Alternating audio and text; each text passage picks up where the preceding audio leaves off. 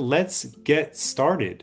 We are heading into our next investment round in about 2 to 3 weeks' time. And we're at a very important part of our journey.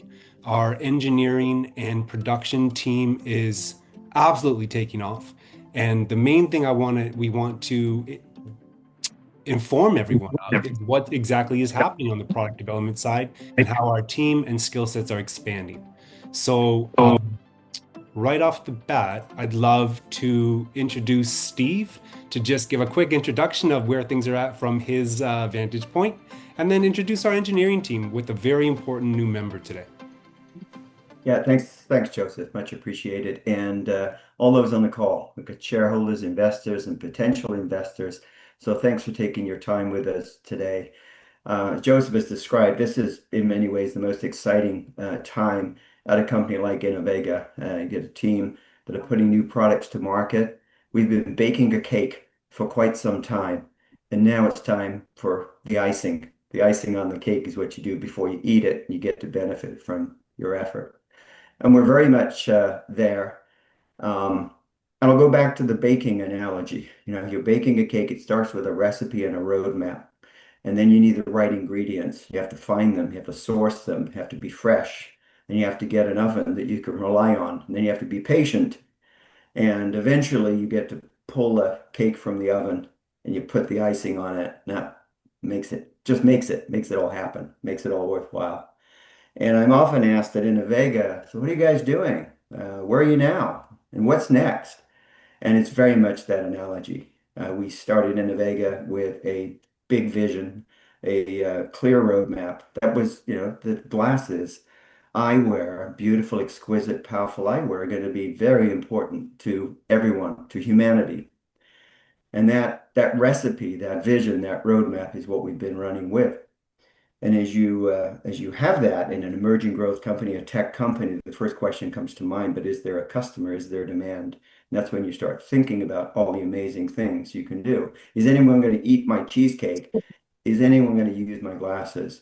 And you're looking for a market or a community that's of a certain size. Uh, Unfortunately, in this case, the low vision community that's still growing, but it's a community that's unserved. It's where we can get in, have impact with everything we can bring to the table. From there, you say, well, then what does the application have to look like? Like, what does it have to do? How does it have to fit? How would you control this thing? And this is what we've been working on, baking this cake. And then you're ready to go. Okay, I'm clear. I know what the market is. I know what the application is. I start designing it, and you're still not there. You're exactly where we are today. We've got the cake baked, we've got the design in hand, it's looking really good, but now we've got to get it to the final step. We've got to get a product that goes to market, that's exquisite, that's beautiful, that's powerful, that's reliable, and then we become a sustainable business. So all of what I've been describing is a company that wants to develop something amazing, wants to deliver it to communities that need it and can benefit, and that company will be sustainable and will be valuable. And that's why we're selling shares as well as selling eyewear. It's a virtuous pairing of the two. But anyway, that's how I think about things. And we're ready to put the icing on. We need an amazing team to leverage everything that we've done to achieve that. And we have that team. And Artha, and I don't know whether Jay's on the call yet, but Zhang certainly is. But the team that we have know exactly what needs to be done. This is the last phase before we ship product. And really what we're still doing is putting gas in the tank. And that's where Joseph began. We're still putting gas in the tank. We're maintaining momentum. In fact, we're building momentum. And anything we can do to answer your questions, to have you feel more comfortable with where we are, where we're heading, and help us bring in new investors, bring more onto the team is going to be a bonus. So anyway, let me introduce you to Arthur, who's our CTO, and ask him to talk about icing and finishing the job. I don't know if I'm gonna keep extending that metaphor, Steve, but Just ask me if you need more. yeah. Well, I think a lot of folks have seen me on webinars before. I'm Arthur, I'm the CTO. I've been Full circle with Innovega from the beginning when the early inception days, went to Apple for a while, did the Vision Pro program, and then came back, and now I'm the CTO of Innovega. Um, don't want to spend too much time about my background, but wanted to introduce really the engineering leadership team that we have here, and it really is an incredible team. This is really the folks that we need to get the product from that early concept, that validation of, yeah, we have an idea for a product and we think that it can work for this patient population. But we don't quite, we kind of know that we can build it, but we don't really know how to or how to get there. And with this engineering leadership team, it really is, these are folks who have brought products to market and really high quality products and really know how to get from that concept prototype phase all the way through to something that is Apple quality level, consumer grade, will survive in people's hands kind of product at the highest quality. And so I want to introduce two people who are here today, and then also one person who isn't here. Jay Marsh is our chief engineer. He's been at Innovega also from the very beginning, I think 13 years continuously at Innovega. He's worked on all the development, all the engineering, all the research from the beginning with all the contact lens work and the early eyewear all the way through now when we're trying to ship our Gen 1 product. And his background has been in mechanical engineering, but of course he does all sorts of other stuff as well. But really, leveraging his expertise on how do we get from a lab-built prototype to something that can survive in people's hands, right? Can be used and abused and dropped and dropped into the sink and all that kind of stuff. And does it still work at the end of the day? So Jay is a very critical part of the team. The most recent addition that Joseph was mentioning is Zhang Li, who just left Apple after 18 years. I've had the privilege of working with Zhang, and Zhang is our hardware systems lead. His background is in electrical engineering, systems design, systems validation. I've had the privilege of working with Zhang for about 8, 9 years on the Vision Pro program while I was there. But Zhang has also shipped many generations of Apple products. And so, really looking at his expertise and leveraging all of his product shipping experience to bring that to Innovega. Zhang's background on the EE side, the systems design side, we've been going very, very deep with our contract manufacturer on every little detail about how does the circuits work, how are they laid out, how does everything fit together and still function, and how do we test that product to an extent that people can use it, right? People shock devices all the time, as an example, and that still has to survive. So those are two very key members. I'll let them talk in a little bit. I also mentioned one other person who isn't able to join, Rohil, and he is in charge of our software architecture and software development. It's a completely different time zone for him. He's off in India, so probably 4 a.m. for him. Didn't want to ask him to join. He's also sick right now. But he has been in the AR space for the longest time. He's done both hardware and software. He's developed a whole operating system all the way through to apps. And for us to be able to ship an entire product is not just the hardware, but it's the software and how the people use the product as well. And so Rohil is taking the leadership of designing all the software and all the applications that will have the customers use. Thank you, Arthur. I appreciate that. And I don't know if you were going to invite Jay. Maybe Jay, you want to come on and say a couple words from your perspective on how you've seen the development lifetime and how you are seeing the product in its current state now. Yeah, sure. The earliest stages of our development started many years ago, and we've watched each evolution of our demo units advance incrementally up to the point where we've been able to convince enough users to experience the product and give us the confidence of what the features need to be. And we've rolled that into the product requirements documents that's now driving everything we're doing with Quanta and the development of this first prototype and the first units. The teams in Taiwan that are helping us are incredible teams. They're very skilled and they're very quick on their feet, which keeps us moving quick on our feet to keep up with them. It's been a lot of fun to watch, a lot of fun to be a part of this process. Jay, how many individuals are working with us now overall in some of those design teams you're mentioning? From what I've seen on the weekly calls, it's on the order of about 20 people in Taiwan supporting our program. Hmm. Right. Right. And Sang, the newest member of our leadership team, we'd love to Hi. introduce you to some of the key investors that are here today for Innovega and just a little bit of insights on some of the complementary skills that you're bringing to match with Arthur and Jay and how you see this product developing into scalable success. Okay. Hey, everyone. And then thanks, Arthur, for introducing me. And my name is Zhang Li, and then I've been in the Apple for 18 years. And the first 9.5 years, I was in the Mac team, developing the mobile Mac computer and MacBook Pro, as you know.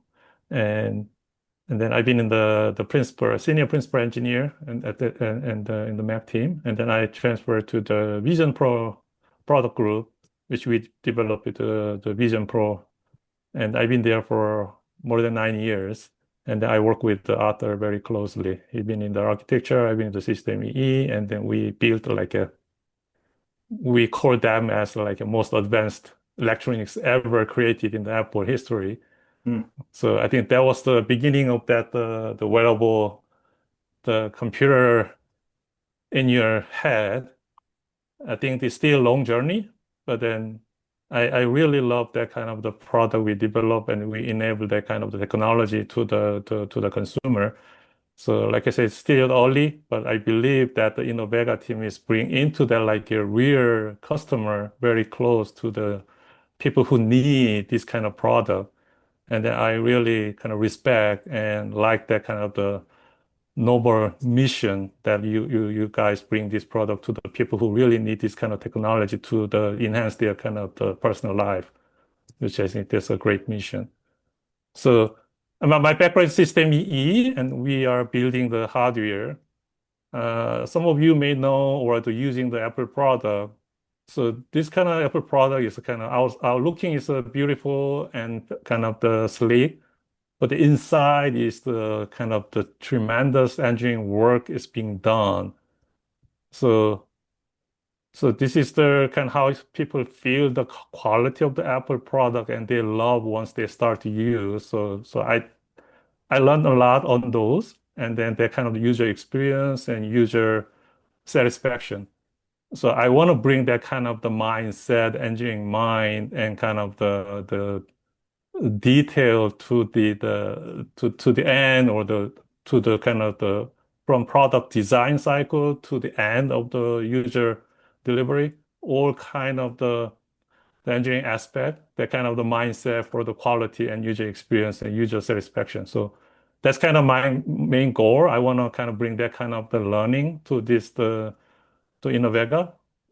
And then since I like that kind of the mission, so I really kind of want this product to be kind of the kind of to the next level and they're really successful so people can use this device and they'll be happy. So that's kind of my mission in my personally that I feel. And when we just to kick off on that a little bit too, when we think about electronics, right, even the most powerful electronics that we're used to today, our laptops, our cell phones, a lot of that are still pretty much 2D products, right, in terms of all the electronics inside. So it's, a rectangle, rounded rectangle, whatever it is, but it's really just, a flat kind of product, right? You have electronics, you might put a battery next to it, that kind of a thing.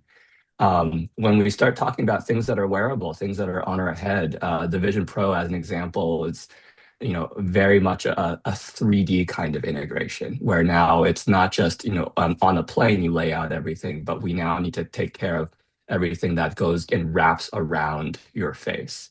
And really, even at a company like Apple, this was the first kind of product that had really 3D levels of integration. Hmm. And we really didn't know how to do it at the very beginning. A lot of the learnings that we had, even at that large of a company, I think, both Sang and I started from that kind of phase. And then we were able to develop and learn and make a lot of mistakes until we finally got to a place where we could ship this, one of a kind product. And at Innovega, it's the same thing, right? We're integrating very, very tight electronics all around a 3D kind of complex shape and making sure that it's still small and sleek. And so everything is all wrapped around everywhere across hinges. And not only is it a 3D product now, but things also move, right? On the Vision Pro, as an example, nothing really moved, but now we even have hinges. And so electronics and signals and all that kind of stuff have to go through complex moving mechanical parts. And so all of that combined between the work that Jay is doing on the hinge and all the electronics and the flexes that have to go through and pass around the system, it's much more complex than the traditional electronics that we're used to. Appreciate you, Arthur, and Zhang, and Jay, and Steve. You were sharing some thoughts yesterday about the dynamics of, these engineers who are demanding top quality products that can compete with companies that have billions of dollars, but how there's advantages for having to squeeze those skill sets and demands out of a smaller, more condensed, specialized team. Do you care to speak a little bit about those dynamics and how our investors can trust that a team of our size is going to be able to deliver the quality that we're aiming for? Well, I can ask the question, which essentially I did, and you stated it well. Like we're bringing, the Apple brain trust to Innovega that had tremendous capabilities and resources and finances. And in Innovega, our culture, and we can ask Jay, has been very much commando style, small special ops team being delivered on site to do its thing. And what Arthur and Sang and Jay are doing now is bringing I think the best of both worlds, and they have to put them together in such a way, like 1 + 1 = 3, because I see the strengths of both approaches. No one would say anything less than Apple is one of the best, most magnificent companies in the world. And yet there are small companies that get amazing things done. And so, again, our team working with the icing today is putting that together. And that feels to me complicated. And but if you get it right, it really is 1 + 1 = 3. So I don't want to put anyone on the spot, Arthur, Sang, or Jay, but I'd love to get your view on the extent to which you're doing that and whether you believe we can thrive by bringing together that combination. Not everyone has the luxury of having both at the table of this level of quality in my mind, and it's in your hands to do something with it. Yeah, and I just want to say that the combination of that, striving for quality, but still not having the huge overheads, that is always the holy grail, right? But I think this is where the engineering leadership team, being very experienced, both with Jay having done eyewear at Innovega for 13 years, and Sang also on the Vision Pro program for over 8 or 9 years. It really is about using all of that past experience and knowing where to push, right? We've gone through all of this before, and so we know what is an area where if we push, we will get a lot of return, and areas where if we put a lot of resources, we're still not going to get that much back. And that's where we can be very, very efficient on, yes, we have the background, we know very targeted where we can actually expend resources and then get the best bang for buck. Thank you, Arthur.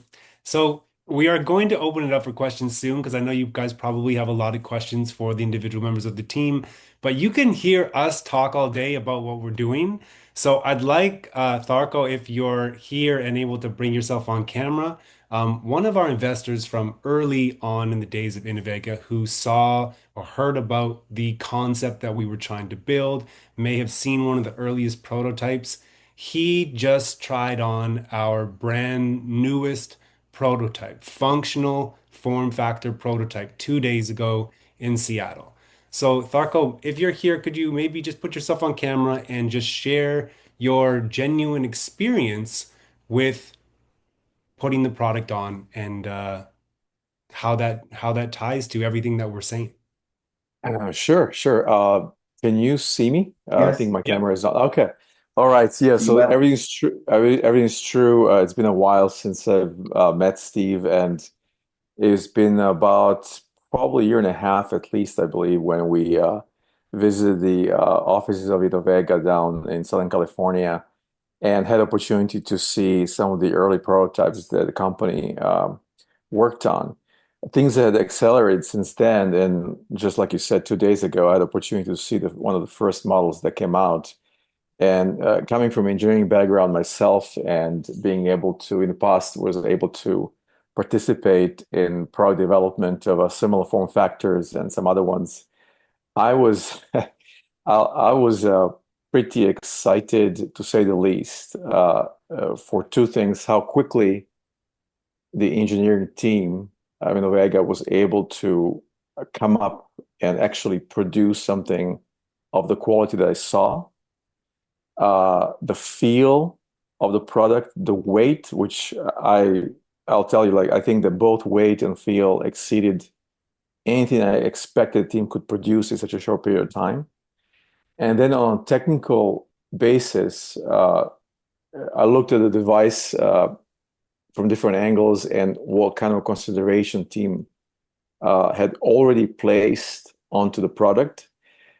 Gave me such a great feeling that the team had been thinking through all the detail they should be thinking about.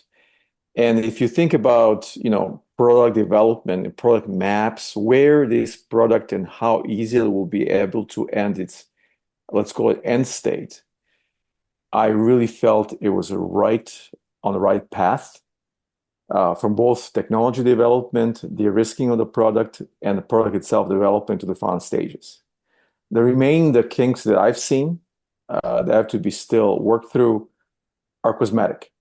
I don't see those risks, but generally speaking, I was just very excited about what I could see, putting on my face. The quality of the picture exceeded what I thought would be possible to see demonstrate at this level. And then again, like I said, the actual feel of the product, the weight, how it fits on the face, and how it just the general connection with the other devices for the time being felt really, really good. And it felt very natural, right? For somebody like me who doesn't have the major eyesight issues, I felt like having one of these devices myself to be able to use it in the applications for my own purposes in different meetings that I attend myself. So sorry, I don't want to take more time, but it was really exciting to see it in my hands. And I still would like to have Arthur agree to have me borrow one of those devices to share with others. Still too early, Zarko. But Still baking. I'll keep very much bugging you, still, Arthur. very still baking. And thank you for the praise, Zarko. But what even Zarko saw was the first prototype that we've integrated together, right? This was the first time we've said, hey, can we actually build a product that can look like glasses, can feel like glasses, can be comfortable, can have that right weight. And there's still a year ahead of us where we're going to improve on all those cosmetic things that Zarko has mentioned, as well as improve the display quality more, as well as improve the camera quality more, as well as improve the audio quality. So there's still a lot of work to be done in the next year before we ship it to the customers. And the product is only going to get better from where it is today. Thank you so much for sharing, Zarko. Yeah, you were saying you want to wear them in some of the boardrooms you're in just to be able to see kind of the presentations. Those are some long tables you must be sitting at. But it was really interesting to see how quickly you saw some real world applications for the general population as well. So we have questions coming into the chat. Arthur J saying, I don't know if there's anything you guys want to add before we start getting to these questions. If so, please take the mic. Otherwise, we'll move forwards. Okay, sounds good. Jim Bull always has great questions. Jay, what are the 20 resources you mentioned working on? Seems like a huge team, even for design, development, and testing. Yeah, it is a great question. It is a little surprising to us, but sort of the cost benefit analysis is that this team in Taiwan also knows exactly what they're doing and what resources they need to bring to the table, even at this early stage. So we are probably seeing 3 to 4 individuals per discipline present in these meetings because at this stage, sort of the cross-pollination of ideas between these different teams matters a lot. And so between mechanical, electrical, thermal, software, and industrial design, as well as project management, you can easily start to get a collection of people that's about 20. If my estimate is high, that's my fault. Maybe it's 15. But it's definitely a large team, and we feel really pressured to respond to their needs to keep everything moving and stay on schedule for, I want to say, product launch about this time next year. But Joseph, correct me if I'm wrong on that. No, I mean, Arthur knows the specifics more than I do. Arthur, I'd like you to maybe follow that up with, can you give us a little bit of understanding of the expertise of the Quanta team that's working with us in terms of perhaps some projects they've already brought to market and the need for our team to come up with the resources to keep everything on track and on time? Yeah, and I do want to comment on the 20 people or so. That is still a very, very focused team. Just, coming from a large corporation, right, like Vision Pro, like Apple, we had hundreds to thousands of people just internally working on a program. So 20 folks spread across all disciplines, in my mind, is still actually on the light side. So, Jay mentioned, we have mechanical engineers that are doing all the drawings, all the like, how do pieces fit together? We have the industrial design of how it actually looks and, how fashionable it can be and all the different colors that we want. We have the EE side doing the schematics, component selection, the layout. We have acoustics people trying to figure out how well do the speakers work and how do the mics work. We have optics folks that are looking at the alignment of the different optical modules in the display. And then, of course, we have program management and supply chain. And so all of these functions together are absolutely critical to actually move a program forward at the speed that we're moving. And so 20 people actually goes by really, really fast when you split it up across all of those different levels of expertise. Hey, and Arthur, Steve, this is Steve. I think Jim put in his note there about design development and such. But when I've chatted with you, I've heard a lot about tooling and fixturing and standard operating procedures. So this team is deep in design development now, but their mind is moving very quickly. How do you scale this? How do you manufacture this with very high yield, low cost? If Innovega shows up needing 100,000 pieces, we don't want to say no. So that team, as large as it is, it's got a lot on its plate. The team will get bigger as well because right now we're only working with the engineers and the designers, right? Once we actually get into tooling and fixturing and operators to actually assemble all the products, then their staff actually gets even bigger. And maybe I don't know, Zhang, do you want to talk a little bit about your experience on how that team can scale once we get from the early design, the proto phases, and then we actually start doing real builds? Right. So, but like Arthur said, we're at the designing phase. I think 20 people who design is well occupied by the amount of design that we do. And there's a lot of the cross-functional team around. For example, we're asking them to check on some of the certain kind of function or a certain feature. They're not only working within their small group. They have a huge kind of people outside who's also consulting with like what kind of the kind of area they have to look and how they kind of solve the problem. So I rely on that kind of the people, and also they are working with other function in the company, so which is very helpful. And then, like Arthur said, we are moving into the proto build phase soon. And then once we start, then they're gonna set up the kind of fixture and test kind of the jig and test the software and line setup. And once they see the problem, they have to put some of the resource to debug and improve the process and also the design. So that kind of the engineering effort will continue. So when we build more and more unit, we learn more and more at the same time. Those kind of feedback has to be kind of the feedback to the next phase of the design. And those are the kind of the learning that we need. Otherwise, we don't want to learn those things from the customer. That doesn't make sense, as you can imagine. So I think that kind of the engineering effort and manufacturing effort and also all the operation people who also prepare for the mass production in eventually. So they need to learn that kind of the optimization of the kind of process in the manufacturing. So that's kind of what we are expecting. So I think we start with the engineering team now. Now I'm expecting to have more people to join that kind of effort and working with them to improve all the quality and process and also the design and improvement that we may need to. Thank you, Zhang. Thank you, Arthur. I'm going to combine two questions that are related to this conversation. So Jim and Michael ask, what is the timeline and milestones to get the initial products into market? What is the target number of glasses we're hoping to produce in 2027? And how is the partner channel developing to support those future sales? I'll talk about our build schedule a little bit.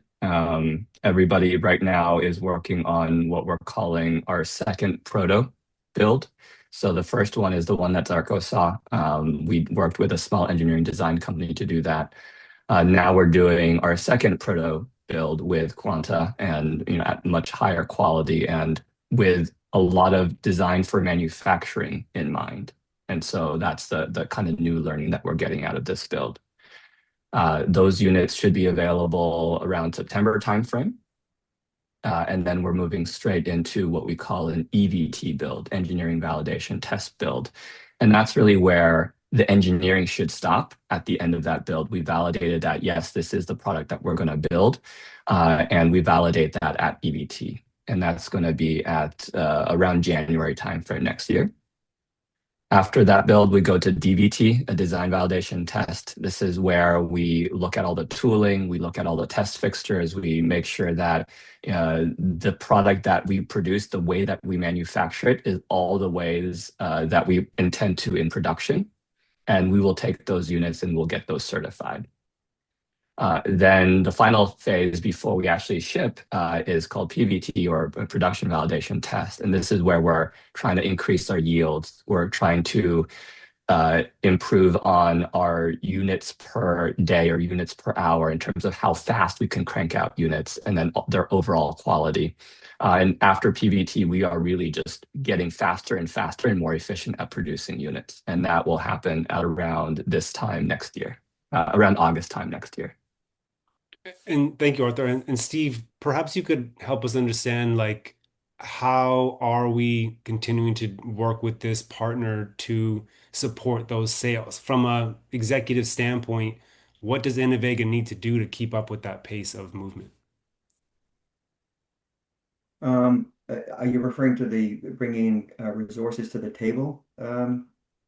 Yeah, whatever's prevalent in your mind in terms of just how we continue to have balance that rate of support, working with a continually scaling team, Yeah. and then also, scaling sales, Yeah. to create that balance as we move forwards. I think there's two parts of that for sure. And it's number one, how do you maintain momentum or build momentum? And the way I like to describe it is by the end of this year, the design will be done. And that's all on Arthur and his team's shoulders, broad shoulders. But for us to have a complete design done, and the process kind of shifts to the manufacturing of that design, that in itself is a significant accomplishment. And all the work between now and then is these prototype runs that Arthur described and the testing and feedback and refinement. So design done by the end of the year. I talked about the first part of next year, whether we call it first half of next year, but next year there are some variables, and that depends to a large extent on how fast we're running, how fast, Quanta's a big team, as Jay has described, but we need to have a significant team on our side too. And so the financing side of Innovega is we've raised about $3 million recently. And many on the call will know this through the Start Engine. But we need to raise or we intend to raise up to $15 million, a large institutional raise. And we've begun the effort of having those conversations. So as we shift from raising a few $1 million here and there and a small team to having a larger amount of money, that's when we can manage the risk, some of these timelines, the risk around timelines. And I think everyone on the call today would like this product to go to market as soon as possible. From our standpoint, we're building a business and profitability for our shareholder base. And for those patients who are looking for product, every day matters, and it should.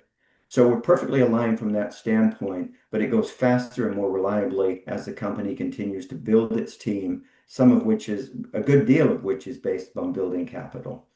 Um, so everyone on our side on the Innovega front is not only doing its best from design and development and preparing for manufacturing, but also preparing financial resources to ensure that that momentum is maintained. On the sales and marketing side, one of the things we're doing are the pre-sale of the eyewear. And again, many on the call, most on the call, I'm sure are aware of that. But we would like to have 1,000 pair of glasses sold by the end of this year. So we have a design completed, tested, and we have a backlog of 1,000 individuals who are looking for a pair of eyewear as soon as they can get it. So as we enter next year, we have such amazing motivation in hand. We have our first customers and we have our design that is to be manufactured. So our goal is to sell the first 1,000 pair by the end of this year. And in terms of distribution, we're exploring at this point. We've considered working through, the obvious is to work through low vision optometrists. Again, certain on the call that have a vision disease will have an ophthalmologist or a low vision optometrist that they rely on. So that's one of the avenues. But we've also talked to the Costcos and the Walmarts and, there's Target. There's some major chains. They all have opticians. They all have optometrists. So at this point, I'd say there are three different distribution opportunities for us as we take product to market.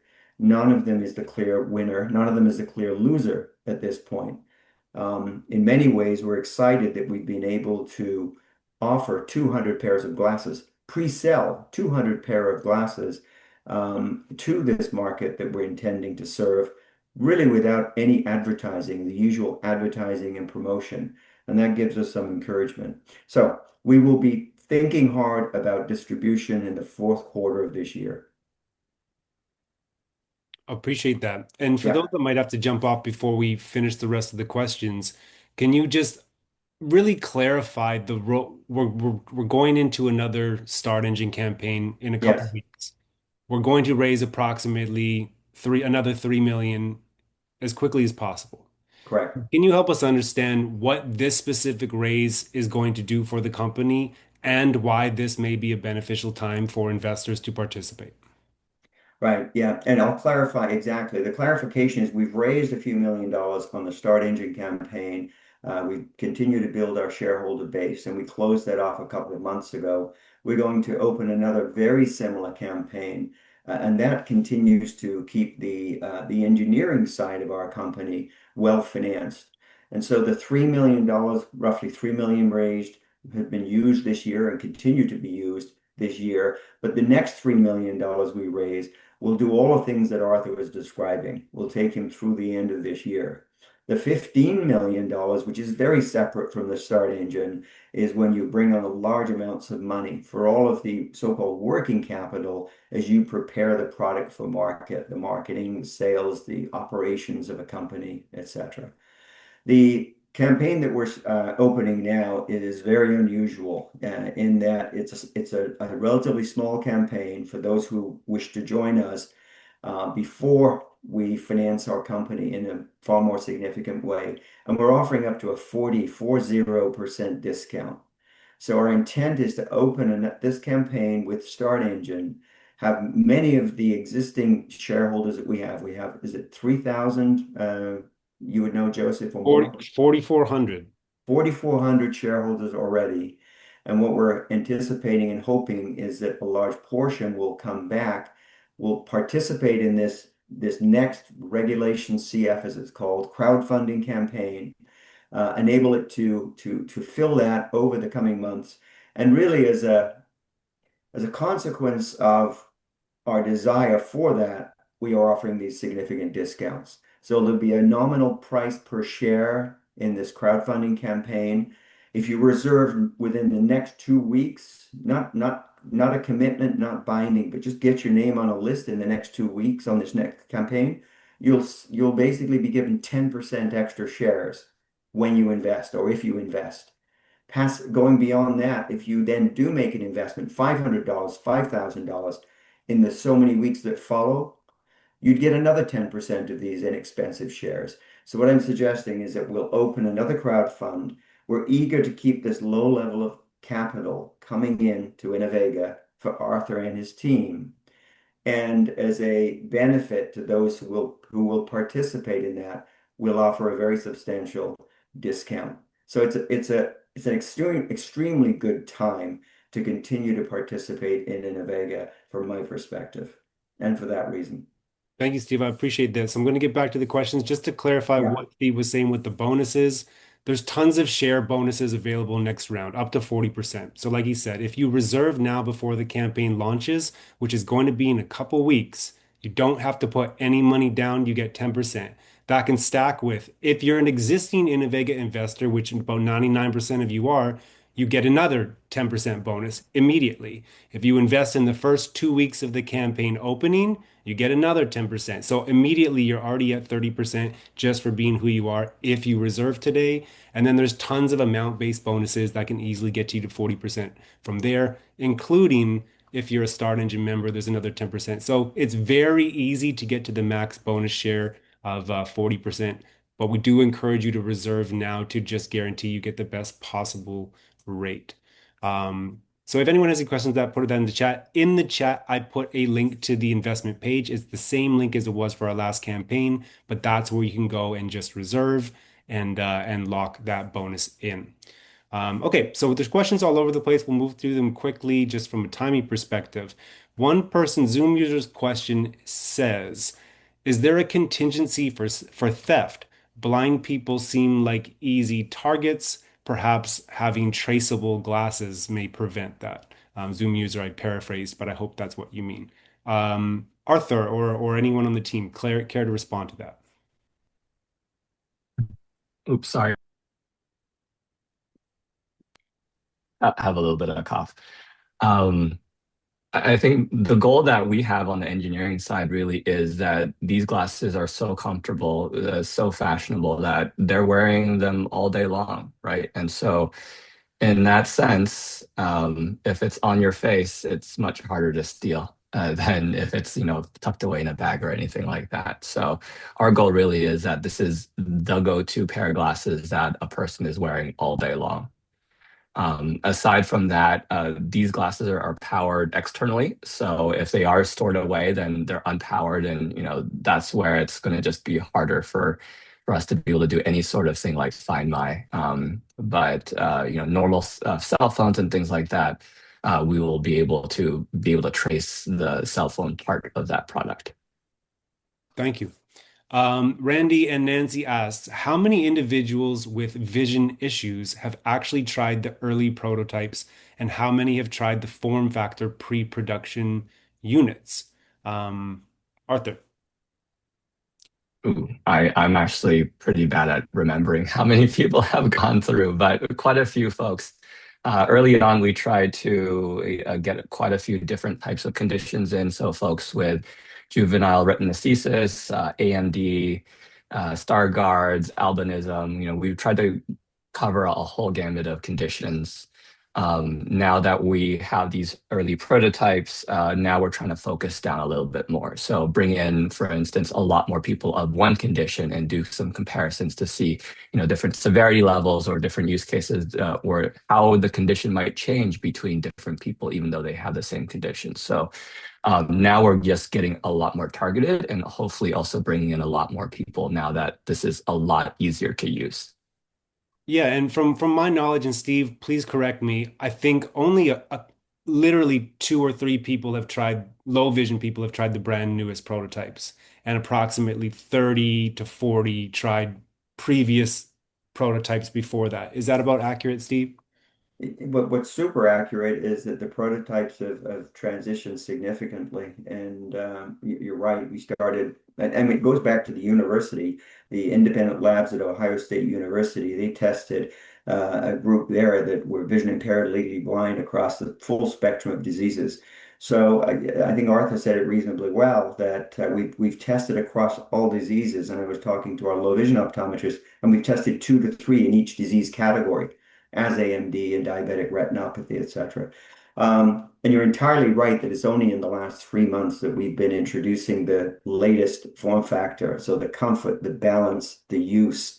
And Arthur keeps on downloading new software. So every couple of weeks it gets a little better. Which means the demos are going to get more convenient. They're going to get shorter. We'll be able to get more people in. We're on a very good track. And I will say in the upcoming campaign, it's not on the page yet, but once the campaign launches, there are additional bonus perks for investors to invest certain amounts and get access to in-person demos with the newest prototypes. So we are building in perks like that, as well as discount on product purchases for various investment tiers. So there is a lot of kind of coming together of access to the glasses in addition to investment participation. Dane asks, are the contacts destined to only be used in conjunction with the glasses, or are you working on, or will be in the future, contact lens only solution? Provides similar or equal benefits of adding the glasses. We have an architecture. We have multiple configurations and an architecture for a combination contact lens glasses, which delivers exceptional performance. And that is what we call a so-called Gen 2.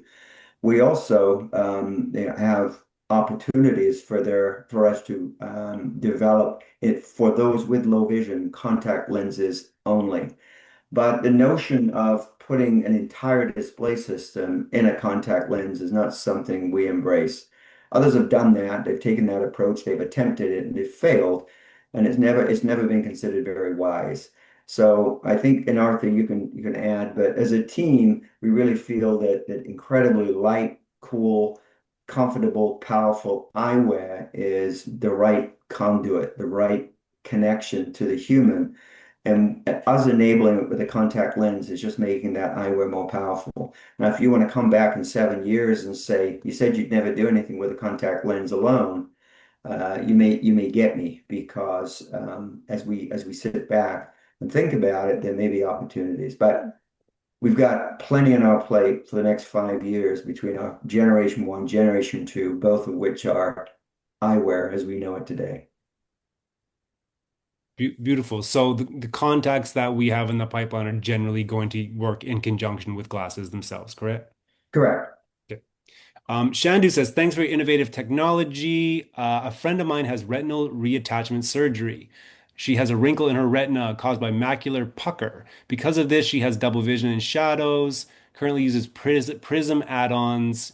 Will any of your future generation glasses address this type of vision impairment? I think that the addressable market for this type of vision impairment will be huge. Thanks. Thank you, Shandu. Appreciate your comment. Any thoughts from our engineering team or Steve? No, my answer is I'm not a clinician, not an optometrist, ophthalmologist. I wouldn't dare respond. It'd be unfair to her. There is a mechanism for one to make an inquiry and get a sense as to the extent to which we may be able to offer benefit. And Arthur, you can add to that. Yeah, I think what we've been finding through all of the clinical testing really is it's very hard to understand for anybody anybody's condition and what they actually see. And so we've generally been asking questions like, does magnification help? Do you have any loss in your visual field? Do you have peripheral vision? Things like that, that would kind of very generic questions that help us gauge whether there's some benefit of our product or not. And at the end of the day, really, it is about just trying it on and seeing. The benefit of our product is that it really is something that can be programmable, right? We're software defined, and so even though we have a pair of display glasses and we have a camera, we can manipulate that image however we want. And so if we need to place it in different parts of that person's visual field, if we need to enhance the contrast, if we need to enhance the brightness, if we need to magnify or demagnify the image, that's all possible within the software. And so it's a lot easier to be able to tune that product to that person's residual vision. It's just, we can't really say for sure for every individual person whether it will work or not. Thank you, Arthur. Thank you, Steve. Thank you. Randy and Nancy, again, there's been a pretty big shift as far as expectations for the first product shipment date. What has changed and driven this shift? Which build will the initial Founder Series shipment come from? Arthur, you may want to describe what has created some delays, but what I'd say is it's first come, first served. In all fairness to those who are pre-purchasing the glasses now, we're signing serial numbers, and those are the first units that will come off the line and be delivered to those individuals. That's our commitment to them and their commitment to us, many of whom are on this call today. Yeah, and really, we don't want to cut any corners, right? I think both Zhang and I come from a background where we want to produce the highest quality products out there and be very proud of what we deliver to customers. And so, in that regard, if we don't think it's ready, we're not going to ship it to anybody, even if they're asking, banging on our doors for it. And, folks, for instance, like Zarko are banging on our doors for it. But we really want to produce high quality things that when it gets into your hands, it will survive, it will last, and you will be very happy with that product. In terms of when and what kind of generation, when I talk about EVT, DVT, and PVT, we will ship out units that have passed all of our testing that we believe is the same product that anybody later on will be getting. Then we will be able to ship that generation of product. And so it's not really is it an EVT unit or a DVT unit, but it is a quality level. And once that product has reached that quality level, we'll be able to begin shipping. And that is, um, you know, about mid next year is when we anticipate having enough units to start shipping those out. And to add on to that, for those in our Founders Series community, we will be doing our best to offer testing of some of those EVP, PVT units. So before final shipment, some of our Founders members will get to test and demo the product to provide feedback as we go through those stages. So it's not like no one will see a product until the final shipment. There are stages we'll be integrating with our early adopters to get feedback. Is that accurate? Yeah. Yeah, there's, what we can call sometimes in software alpha level testing or beta level testing. Some other people have called it like a live on type of program where we actually loan out the product to people and they get to live with it for weeks on end and just see how it works, right? And of course, we're not selling those units outright. We'll ask them back and then ship you brand new units. But it is really getting a lot of um, regular use feedback that we would like to collect for those units. And that means that Founder Series members get access to these much earlier than the product that they will, be actually purchasing later on. Beautiful. And someone asked, will there be different price points or just one? So we've just wrapped up the first phase of our pricing. We have over 200 founders members now who got in at 29.50. So there's just over 600,000 in very early pre-order sales. And now the price is 32.50, as Colonel said on the chat thread. And our expected market price will be around 39.50. But again, as we work through manufacturing costs, that is still flexible and may change as we move towards market. Now, Joseph, that 32.50 includes the sales tax, and Innovega would take up that sales tax, which could be 10%, if you live in California or Washington State. So the reason we've gone from basically 3,000 to 32.50 is so we can bundle it and make it just like one time. We're not coming to you in 6 months and saying, what about that sales tax? So it's for efficiency to a large extent. We've gone to a single price. Perfect. Yeah. Michael says, it seems like a ton of smart glasses companies have popped up recently offering low-cost smart glasses. What does our moat look like to defend our target market and price point? I'll let someone answer that, but as a sneak peek to this investor community, I'm going to put a link in the chat, which is a sneak peek. You can click on it, watch it after this session to our upcoming campaign video, which does kind of address how we're really positioning ourselves amongst the uptick in consumer level smart glasses and other vision tech competition. So I encourage you to click on that link, download that video.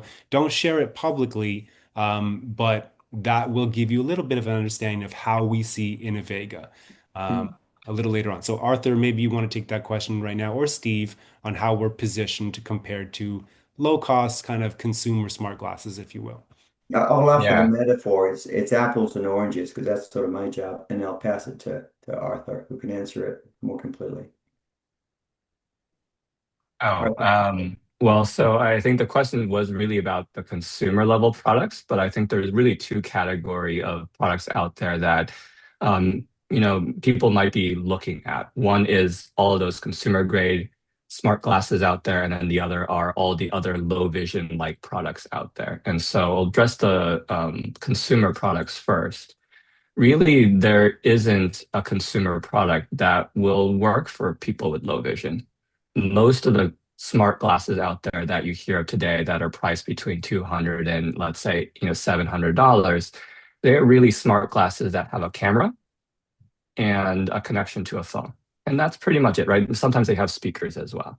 And so these are smart glasses where they're trying to record your environment, either through social media and streaming, or to be able to use some AI to say, hey, what's in front of me, that sort of thing. So there really isn't even a display on board to help people with low vision enhance the vision that they have.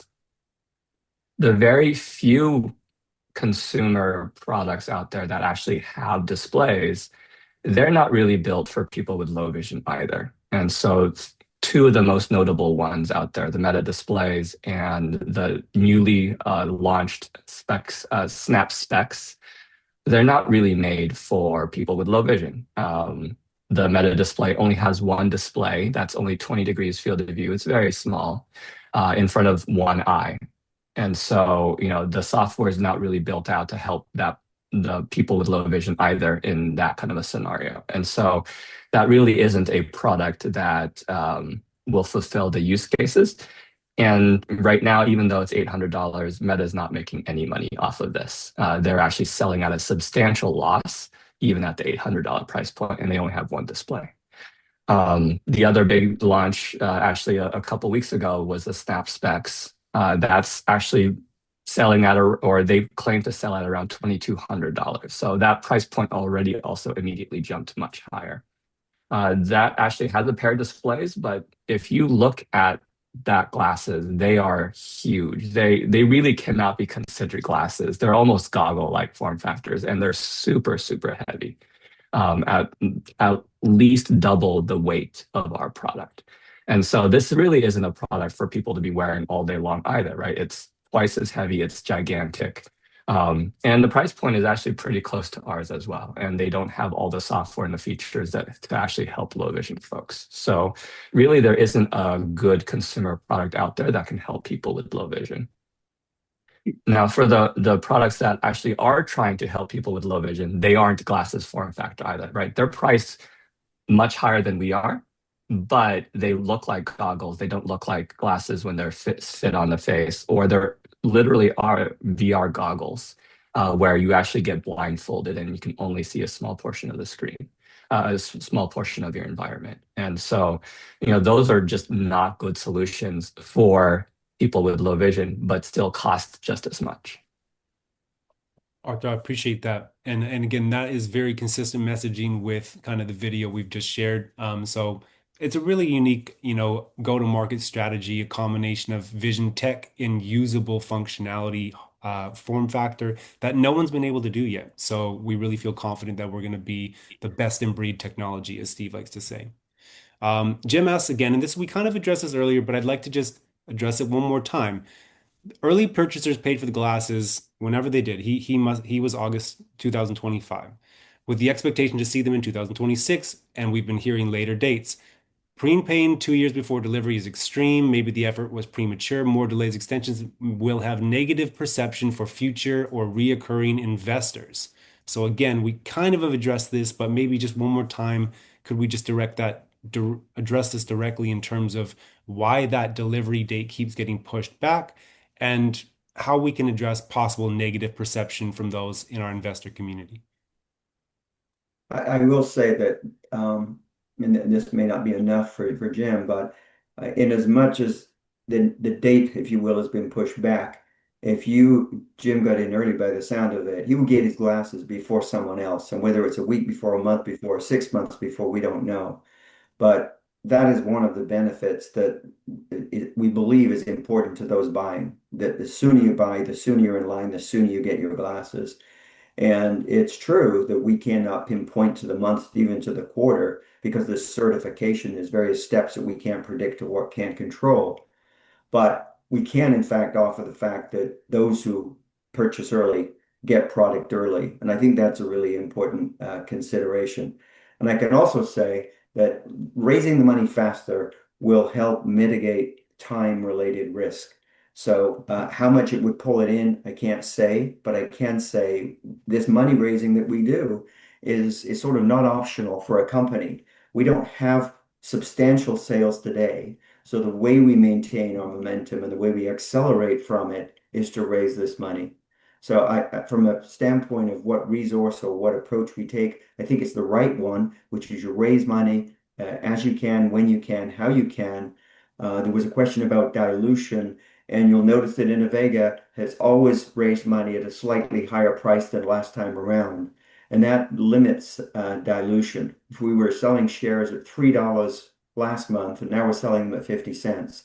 That's not a very friendly thing to do to your shareholder base. So I think we're being quite intelligent in terms of how we're pricing the shares as we advance. And we are moving from a standpoint of raising small amounts of money to sustain ourselves now to raising a much larger amount of money after this coming regulation CF. And that larger amount of money will enable us to do everything we possibly can to control timelines.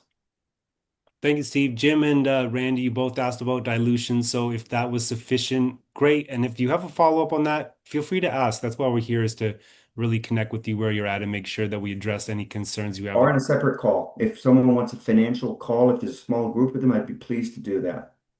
Yeah. Fantastic. Great. Yeah, you can send us an email, social@innovega.io, and we'll follow up and we'll connect anyone who's interested with Steve, and we can dive into kind of the metrics of the financing and the protection of our investors at every stage. Yeah. Nice to see you here, Jedi Yoda. Thanks for identifying yourself.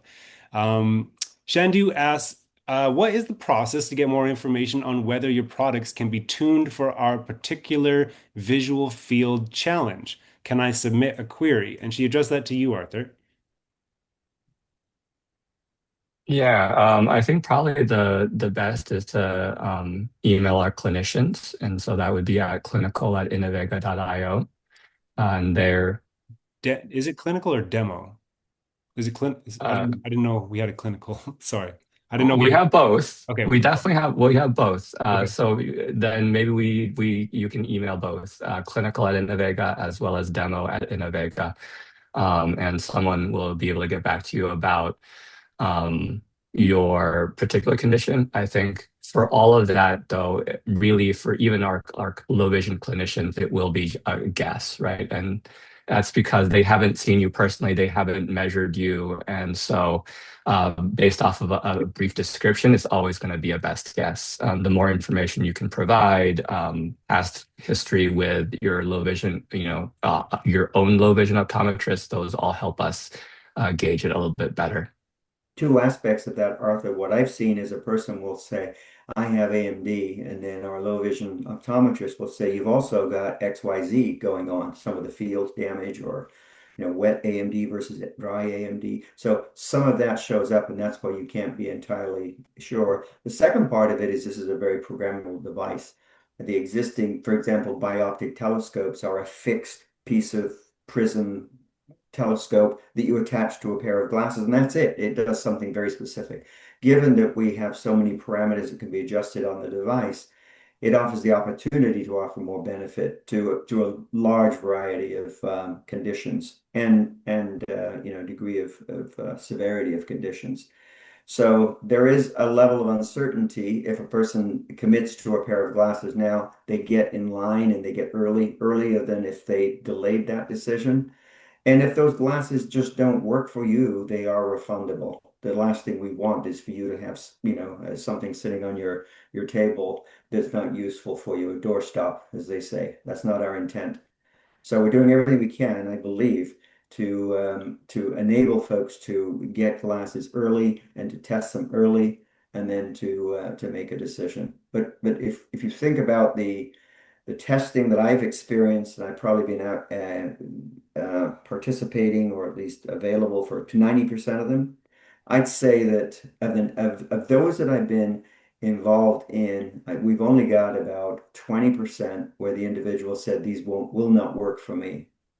So that's a fairly low percentage, and I might be overstating that, but it means it's going to work for a lot of folks. And as Arthur said, we're not done with the design yet. We're not done with all that programmability and performance that we would intend to dial in. And we're generally testing at this point those with severe visual impairments as well.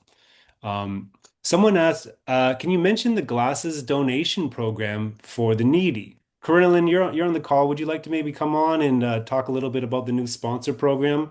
I'm going to add that link in the chat while you explain it.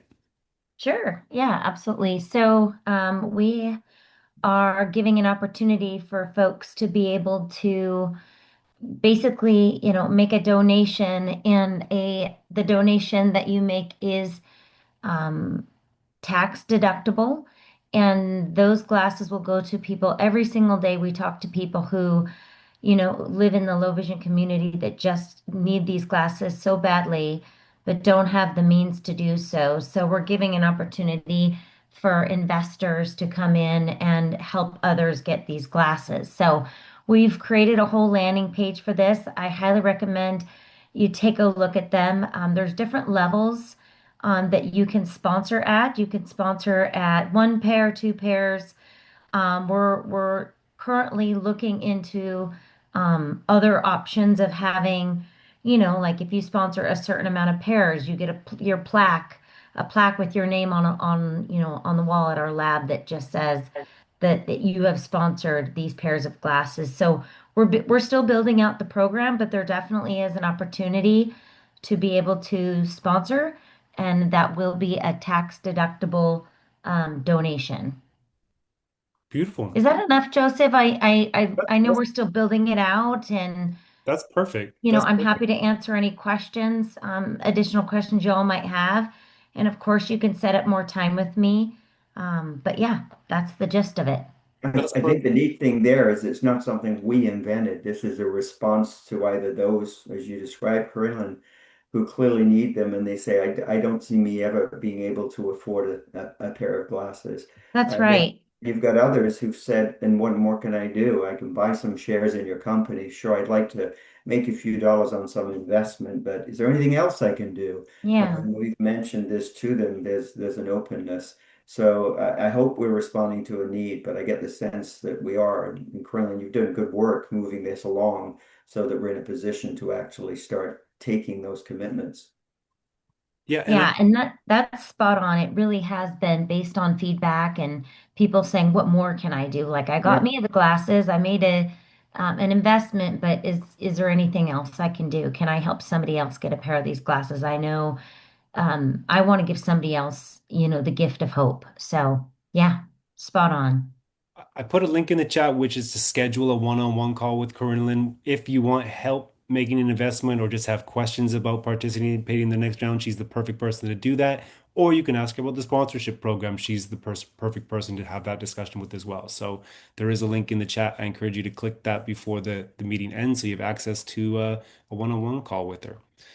Getting back to the final couple questions in the chat, a tool asked, what is the battery life, weight, warranty, repairability, adding, updating hardware features, etc.? Arthur, I think you're probably the best to answer that. A lot of questions. Yep. Sorry. So battery life, I think most people here are aware this product is the glasses are connected to a phone, and so it's using the phone battery. We anticipate that using the phone battery for continuous use, it'll probably last 2 to 3 hours. We don't think that a person's going to be continuously using it for 2 to 3 hours, right? They'll have the display on or the camera on for certain tasks, and then have it off and do your normal thing, and then turn it on again to use the display again. So 2 to 3 hours probably is going to last for a long part of the day, but it also depends on how much you're using your smartphone.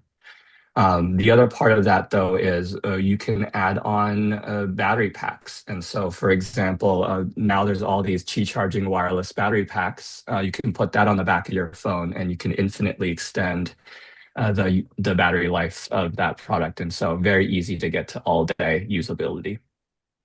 Weight wise, we're at around 60 to 70 grams. I can't say the exact number at the end, but 60 or 70 grams, and that's significantly lighter than a lot of the smart glasses that are out there. The other thing that we've been building into it really is not just the weight side of it, but the comfort and the balance of it. And so the weight on the nose, how it actually feels on the face is very comfortable and distributes that weight very evenly compared to some of the more harsher glasses that you might have experienced. Did you address warranty and maybe updates to the features? Nope, I'm making my way down. Let's see. Warranty wise, we'll probably have a standard consumer electronics type of warranty. So 1 year from manufacturer, or sorry, 1 year from purchase, and of course those things won't generally cover things like abuse. So if you're stepping on them or doing other stuff, probably those are not really going to be covered. But any sort of manufacturing defects will definitely cover that. And of course, in terms of returns, right, as Steve mentioned, if they just don't work for you, if you bought them thinking, oh, I have this condition, it'll work, and then you try them on and they won't work, you are free to return those. In terms of warranty, you'll send it back to us. We will give you a working unit back. So in terms of repairability, we haven't gotten to that stage yet about what parts can be repaired and what parts can't. Definitely not user repairable by any means, but if it's under warranty, you can absolutely send it back to us. A lot of this is going to be, you're going to have that pair of hardware, but we're going to continually update the software, and it's kind of like that Tesla model where you're always getting new software updates that creates new features and new capabilities. We're doing that pretty much on a weekly basis right now as we build our software. But you can expect that as well. After we launch, we're going to continue to improve on that software and add features, and those would just be downloadable updates, like through your app store. Beautiful. There's three more questions, then we're going to call it. The first one, I'm just going to skip ahead for a second because it's kind of related to what Arthur was saying. Is there an expected date for the iPhone platform? So we really want to build for the iPhone platform, given that, a lot of us have been from Apple, and, Apple does create very good phones. The hurdle that we have to get through really is that Apple is a closed ecosystem, and so we don't have the right knobs that we need to actually communicate with their glasses. If Apple ever opens up their ecosystem, I think we would be the first ones to be on board with that. We are also looking at every possible way of getting around that so that our glasses can connect to the phone and get all the features that we need on it. That's still an active area of research. Besides that, though, the glasses will work as a larger display for your phone. So in the sense that if you want to use your iPhone, but you have low vision and you can't see well, you can still plug in our glasses into the iPhone, and that display will just be much, much bigger. And so that will potentially help you use your phone, even though it doesn't have all the other features. Beautiful. Next question is there already any discussion with vision insurance companies regarding what they would need or want before they might cover all or portion of the purchase of the glasses? Having insurance companies offer at least partial coverage for them would be a big deal for expanding market and affirming their legitimacy. I'll let Steve or Arthur take that, but initially, so Stripe is our payment processor, and our products are already pre-approved for HSA reimbursement. So we are moving towards that. And Arthur or Steve, maybe you want to talk a little bit about formalized insurance coverage. Sure. So the HSA and FSA means that it's tax deductible, so it's costing you 30% less than, if it wasn't. And we've taken initial steps with private insurers, and I guess I've had two conversations. One of them was a deeper conversation, and both of them showed a level of interest because they have vision plans and they're providing X dollars per year for those who have eyesight that can be corrected through a pair of glasses. So their comments to me was they're allowing $600, $800 or more per year, $1,000 for a couple of pair of glasses for someone who can use prescription glasses, and talked about a number that was almost twice as high as that for our glasses for those who could not avail themselves to normal glasses. So in both cases, they said the door is open for you to show us what you have and how much work, how much support you need from us to make your business model, hum. So I was very pleased. And the same way I said in the fourth quarter of this year, we'll be really paying significant attention to the distribution, likewise to the insurance piece of that. So stay tuned. Pete, go for it. If you meant to put your hand up. You're on mute, Pete. You're on mute, maybe, Pete. Okay, while There Okay, you you go. got my There it is. audio on now. You're good. So You're good. Bonnie, I'm an investor also, like a lot of people, and Bonnie has retinitis pigmentosa. She tried the glasses on 2 weeks ago. And since we have the engineers on the call, she was able to see me from like 6 feet away, which normally she couldn't. And I can see you clearly. clearly, okay. And then tell them like that there was a picture of a steer because we were in Dallas, like 30 feet away. I remember that. And before that, you wouldn't be able to see like what, I like see the frame, maybe. the frame. And then you looked at it and said, I can see the frame, the matting, and the cow. the cow. She called it a cow. She didn't know it was a steer. Even though but you were able to see that from 30 feet away. And then also on your phone, you've lost a lot of your color spectrum. She still has central vision. No, I don't. My central vision is what's currently going. Bad, Yeah. Both. but you still have some left. Yes. And peripheral. And you had a picture of a pink flamingo with a dark green background. And you were able to increase the color saturation, and she was able to see, she said, "Is that pink?" Mm-hmm. So the question was, the only thing, it was a little, she said the picture was a little grainy, and you said that's going to get better, I'm presuming. And then can you explain the color saturation, like how you get colors, like where she couldn't see that was pink before, then she could see some pink. I'll make a comment that I've been with three individuals that have said, I've lost my ability to see colors or to distinguish between color A and color B. My world is now much more gray level as opposed to what happened to the bright colors.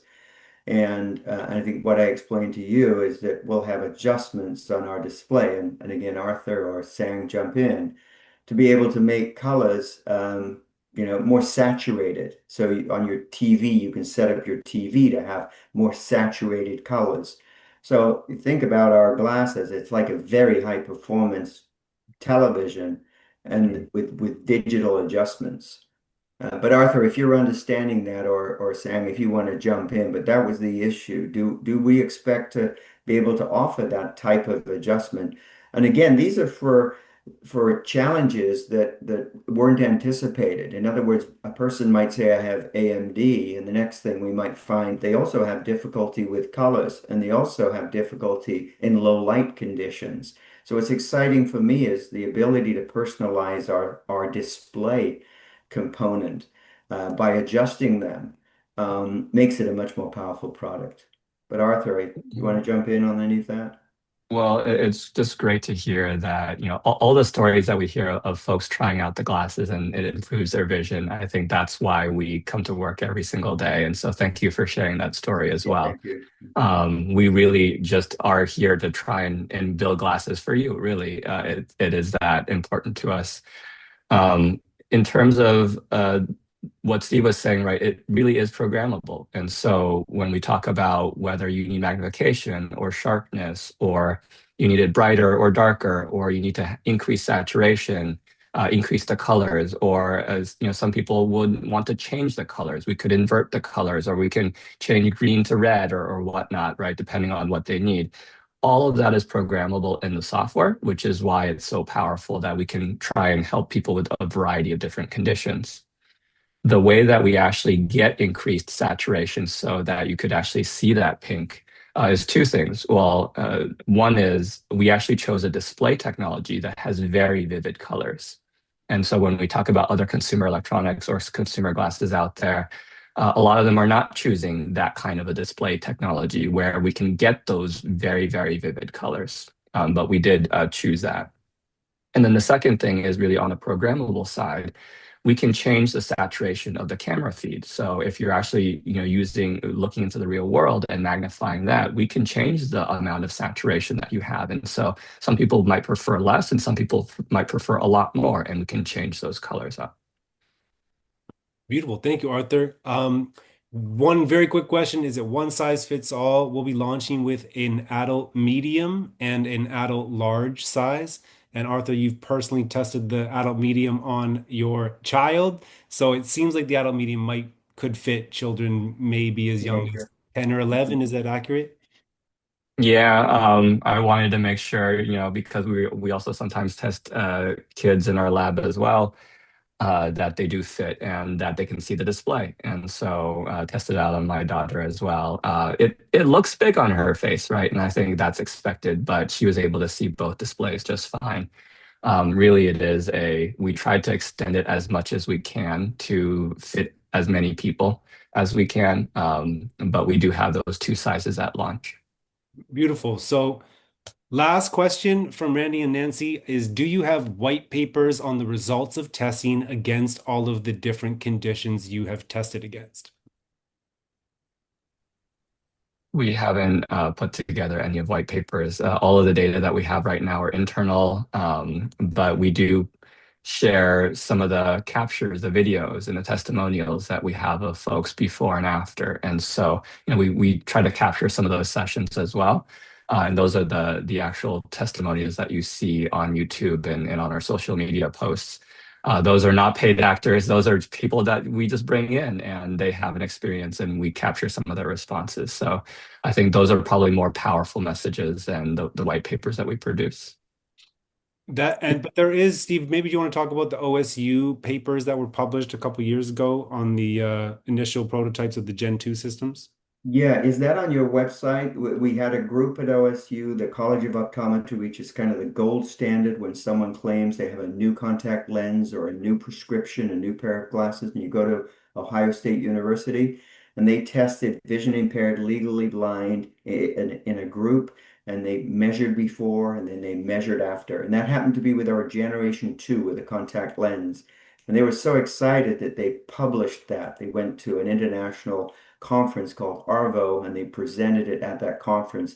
That's available. So that's a public document. And there's a second publication, a so-called peer-reviewed publication from the universities. So from the standpoint of independent assessment and presenting to their colleagues at a very high level of scrutiny, that's available. So that plus the testimonials, plus as Arthur's pointed out that our low vision optometrist who's got thousands of patients.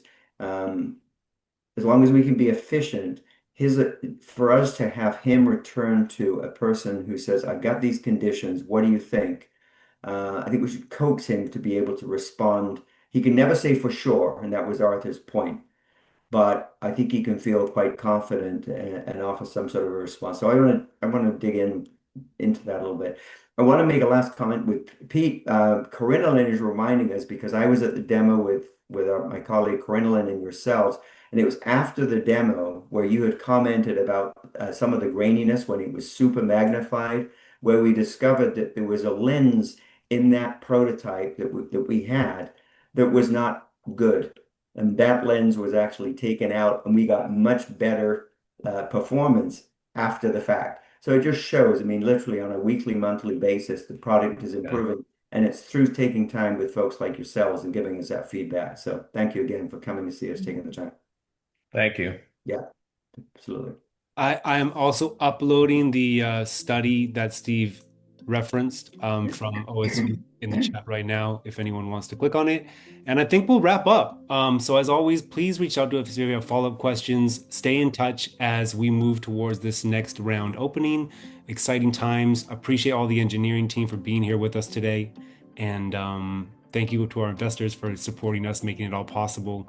And we look forward to staying in touch with you moving forwards. Steve, any last words? No, thank you, Joseph, and thanks to everyone on the call. Thanks for your time and your commitment to us and motivation that you're giving us. Fantastic. Thanks for my colleagues at Innovega. Awesome. See you all later. Enjoy your long weekends. Thanks for sticking it out with us. Yeah, July See 4th. Awesome. you soon. Cheers, man.